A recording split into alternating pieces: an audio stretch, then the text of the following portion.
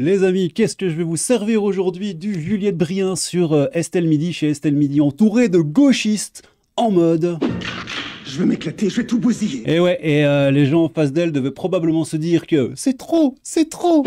C'est trop, c'est trop. Bah oui, regardez, d'abord, petite explosion de la théorie de l'islam a sauvé le monde pendant la Deuxième Guerre mondiale, et surtout la France. Ensuite, ça attaque les écolos. Parce que, regarde ça, c'est n'importe quoi. Quand un bobo écolo nous explique sur un plateau parisien qu'il faut interdire les vaches parce qu'entre leur paix et leur déjection, elles sont responsables de la pollution terrestre. Oui, on se dit qu'avec des ennemis pareils, on n'a pas besoin d'amis. Elle, pardon. Enfin, on va pas mégenrer Juliette Briens, mais a priori, je pense que c'est une elle. Mes pronoms c'est Yel, AL, avec accord neutre ou masculin, donc en X. On va dire Yel pour plus d'inclusivité. Donc ça cartouche également de l'écolo et ça finit sur le RSA. Et elle est en grande forme, l'amie Juliette Briens, qui bosse à Mag l'Incorrect et qui se définit elle-même comme jeune étoile faf du PAF, si c'est pas mignon, d'après Libération. Ah non, c'est Libération qui a dit d'elle que c'était la jeune étoile faf du PAF. C'est fantastique. Si c'est pas mignon. Bon allez, on regarde ça. On va commencer par l'islam a sauvé l'humanité, évidemment, pendant la Deuxième Guerre mondiale. Et sans eux, vous seriez en train de, je sais pas, manger des cailloux, probablement. C'est parti. La la la la, la la la la. Pardon. Écoutez ça. Les musulmans ont sauvé la France. Je suis désolée, mais faut dégonfler son melon, quoi. Et à un moment donné, je ne sais pas où vous êtes allé à l'école ou qui vous a appris ça, mais il faut dégonfler son melon. Les musulmans n'ont jamais sauvé la France. Les musulmans, ça représente 100 000 morts sur les deux guerres mondiales. Sur les deux guerres mondiales. Donc ces gens sont venus, ils sont morts pour la France et on les remercie. Mais rien qu'à la Première Guerre mondiale, il y a eu 1 300 000 morts. Donc les musulmans n'ont pas sauvé la France. Alors si je peux me permettre juste, je vous promets, je vais pas couper toutes les vidéos comme ça et parler, blablater. Alors moi j'ai cherché un petit peu des maisons, des logements et tout ça un peu partout, en France, dans des coins de France. Et on a fait pas mal de petits villages. Et dans les petits villages, il y a souvent un monument aux morts, voire quasi tout le temps dans tous les villages où j'ai été. Et j'ai un peu regardé. Et je n'ai jamais vu un seul Boubacar Cissé ou Abdallah al-Baghdadou. J'en ai pas vu. J'ai vu un Rodolphe Prout, c'est pas une blague, c'est vrai, mais Baghdadi, j'en ai pas vu. Donc, je ne sais pas. Peut-être un début de piste pour une enquête approfondie. Je ne sais pas. Vous voyez ce que je veux dire? Ensuite, les musulmans ont sauvé la France pendant que les Français étaient chez eux tapis à collaborer. Oui. Mais vous vous prenez pour qui? Mais vous crachez mais sur les Français, sur toute leur mémoire. La collaboration, les historiens l'estiment entre 2 à 5% en France. Jean Moulin, il n'est pas né à Rabat. D'accord? Charles de Gaulle, pareil, c'était un Français. Donc, c'est pas les musulmans qui ont... Champoulin, il est pas né à Rabat. Squalala, nous sommes partis. Ça me fait penser à Marine Le Pen qui avait dit l'islamisme n'est pas dans les prairies normandes, je crois, un truc dans le genre. C'est rigolo. Sauver la France, c'est les Français qui ont sauvé la France et les Alliés. Les musulmans ont réparé la France pendant les 30 Glorieuses.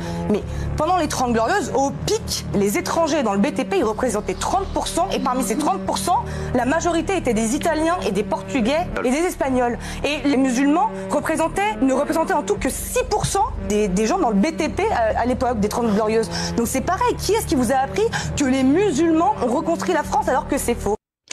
Alors que c'est faux. Aïe aïe aïe. Et alors, et bon, évidemment, un rapido les commentaires, parce qu'elle se fait un peu défoncer.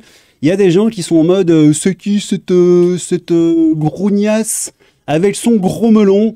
Évidemment, quand on donne des petites vérités et qu'on inflige des petites PLS, eh ben ça ne plaît pas à certaines personnes. Je sais pas s'il y en a ici. Ouais, j'en avais vu, hein. C'est quoi Qui est donc cette jeune fille péchue et précise? Ah, c'est mignon. Il y a une chose à noter, l'autre truffe dont j'ai oublié le nom ne répond pas. Ah bah oui, non, bah en fait non, elle se fait pas tant défoncer que ça. C'est lui. Regardez sa petite tête. Il est en mode... Bon allez, on continue. Alors, les pets de vache sont responsables de la montée des eaux et va tous vous faire passer de vie à trépas. C'est ce que les écolos disent en tout cas. Ils n'ont pas compris que c'était des animaux d'élevage et que si on les élevait plus, ben, il n'y en aurait plus. Et que donc ce serait contre-productif, mais ils sont complètement teubés, donc on ne va pas essayer de je ne sais pas comment terminer ma phrase. Écoutons ça. Non, mais en tout cas, moi, tout ça ne me dérange absolument pas. Je trouve que c'est parfait, en fait. Avec des ennemis pareils, on n'a pas besoin d'amis. En fait, c'est bien parce que les écolos font le boulot à ma place. J'ai rien à faire. C'est tellement sont tellement complètement dégénérés qu'il suffit de les laisser parler pour... c'est contre-productif systématiquement, c'est des CSC en puissance. Déconnecté et nocif que finalement, mais quel meilleur anti-pub pour les écolos, quoi. Ah, c'est vrai. Qui... d'avoir un bobo sur un plateau de télé parisien nous expliquer qu'il faut interdire les vaches parce que finalement, entre leur paix et leur déjection, elles ont l'air d'être Il faut interdire les vaches, oui. responsables de 40% de la pollution de la Terre. Donc très bien, plus que l'avion. mais continuez en fait. Je dis ça. Continuez, moi ça me va très bien. En plus, ces gens sont pétris de contradictions parce que ce qui a pas trop été dit sur le plateau, c'est que ce monsieur, en fait, c'est plus qu'un écologiste, c'est un antispéciste. Donc les antispécistes, je vous explique, ce sont des gens qui mettent sur la même hauteur les humains et les animaux. Oui, c'est comme notre ami là, j'ai oublié son nom. Comment il s'appelle, Monsieur Moustique? Ouais, le mec qui voulait sauver les mamans moustiques. Émeric Caron. Émeric Caron, j'avais oublié, ouais, qui voulait sauver les mamans moustiques. Parce que dans chaque moustique qui fait zui, zui, zui près de toi, eh ben, y a une maman moustique qui veut protéger ses enfants. Et que donc, voilà, faut vivre avec. Ils ont même un nom pour les animaux, ils les appellent des animaux non humains. Donc c'est pour vous dire en fait la mentalité. Mais là où ils se posent pas la question, en tant qu'antispéciste, je me mets à leur place, mais ils se demandent pas ce que vont devenir les vaches du coup. Si on peut plus manger leur viande et si on... Et ça, c'est un truc que je me suis dit des centaines de milliers de fois, et c'est la première fois que je l'entends sur un plateau de télé, dans la bouche de je ne sais qui. Effectivement, t'es en mode, oui, il faut interdire machin, il faut plus manger du ceci, du cela. Oui, mais enfin, c'est des animaux d'élevage, en fait.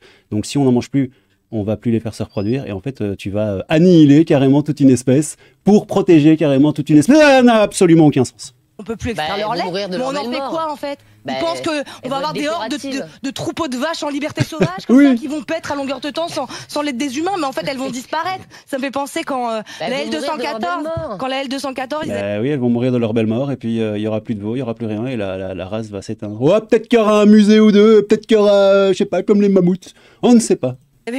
Ils avaient, je sais plus, c'était en Dordogne ou en Ardèche, ils avaient libéré tout un élevage de lapins. 2 jours après, tous les lapins étaient crevés. Bah là, c'est pareil en fait avec les vaches, parce que si l'humain n'élève plus la vache pour son lait ou pour sa viande, bah il y aura plus de vaches laitières. Donc finalement, mais la vache ces gens sont déconnectés et nocifs. Par exemple. Pardon ? La vache ne peut pas être mangée par le renard. Enfin, c'est plus non, mais elles manger vont mourir une vache qu'un lapin. Mais non, mais parce qu'elles vont mourir parce que ce sont des animaux d'élevage. Et qui sont totalement dépendants des hommes. Ce ne sont pas des animaux qui sont faits pour vivre en liberté. Donc elles vont juste mourir comme les lapins en fait. Comme les lapinous. Et allez, sans transition, on va directement au RSA. Oui, au RSA. En mode, comme en Suisse, hein, je sais pas si vous savez, mais en Suisse, les aides sociales, c'est 6 mois. Si t'as pas de boulot après 6 mois, au Slender House. Écoutez-moi ça. Au bout de 2 ans de RSA, tu n'as plus le luxe d'aller choisir tes métiers parce que tu as fait voilà, une école de commerce ou de communication. Tu prends ce qu'il y a. Voilà, moi je travaille dans la restauration pendant 7 ans, ça va pas te tuer. Tu vois ce que je veux dire? Donc arrête de dire que c'est anecdotique. Rien que dans moi, mes cercles d'amis à Chambéry, j'en connais plein. Des mecs qui accumulent les aides comme ça et qui n'ont aucune raison incitative à se lever le matin pour les travailler. Donc me dis pas que c'est anecdotique, ça ne l'est pas. Ça ne veut pas dire qu'il y a aussi des gens en réelle précarité qui sont dans l'incapacité totale de... Alors je sais pas en France, hein, mais en Belgique, je peux vous le dire très sérieusement, les aides sociales sont tellement faramineuses que personne n'a envie d'aller bosser. Enfin, à part les gens qui ont des bons diplômes et des bons postes et qui peuvent taper des salaires à 3 000, 4 000, 5 000 balles, effectivement, ce n'est pas incitatif. Et il faut inciter les gens à bosser en réalité. Moi, je suis pour, parce que j'ai mon petit côté belge, tu vois. Donc moi, je suis pour aider pendant un petit temps et servir de tremplin aux gens, faire en sorte qu'ils aient de quoi avancer, mais pas ad vitam aeternam en fait. Voilà. Mais on a le droit aussi de dire qu'il y a l'autre versant des choses et que les gens en ont marre, les actifs en ont marre de payer et d'être la vache à lait. C'est trop, c'est trop, c'est trop, c'est trop. Désolé, je suis un peu survolté aujourd'hui. En ont marre de payer et d'être la vache à lait de tout le monde. Papam. Ah non, ça c'était la musique de Le Maillon Faible. Ça représente que dalle par rapport aux retraites géantes des boomers. Oui, ça picote. Lui, je l'aime bien, je crois qu'on se... Oh non. Oh bon, je t'aime pas. Voilà. Rappelle que Briance est une bourgeoise née avec une cuillère en argent dans la bouche. Alors oui, peut-être. Oui. Bah oui, Jamy. Mais oui, c'est peut-être. Mais je sais pas en quoi ça infirme ses propos. Je ne sais pas. À côté de la plaque, au RSA, tu survis à peine. Oui, nous dit Deacon Frost. Deacon. Faut arrêter de fantasmer. Le problème, c'est le chômage. Donc tu expliques à des gens qu'ils vont crever sous les ponts parce qu'ils ne sont pas pris. Pourquoi pas la prison aussi? Plus humain finalement. Ok, pourquoi pas la prison aussi? Ben ouais, fieu. J'aime pas les droits tardés comme quoi? comme pas à être la grosse vache à lait du... J'arrive même pas à lire ce que tu dis, frérot. Arrête un fieu. Nous vivons dans un monde où ceux qui gagnent 100 000 euros par an, c'est vraiment les poussifs gauchistes, quoi. Pourquoi cette chocho déclarée a droit à une tribune sur la chaîne publique? Bon, voilà, tout à l'heure, je vous avais dit qu'elle se faisait pas décalquer. Et en fait, un petit peu. Bon, allez, vous en pensez quoi, les petits loulous? On a fait quoi dans cette vidéo? On a fait... Oui, on a débunké le mythe de l'islam, sauveur de l'humanité. On a parlé des pets de vache. Oui, les pets de vache. Et on a parlé du RSA. Ah oui, bon allez, petit loulou, c'était le crabe fantôme. Oui. Du crabe, du fantôme, tout ça, je vous fais plein de petits bisous tout doux entre vos deux fesses. Je vous aime tous, sauf un. Mais, et exceptionnellement, je ne dirai pas qui c'est, non, jamais. Jamais. Jamais. Jamais. Prenez soin de vous, à bientôt dans le métro.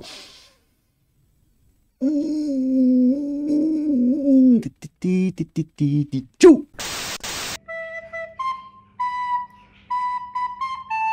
C'est donc d'une gravité extrême.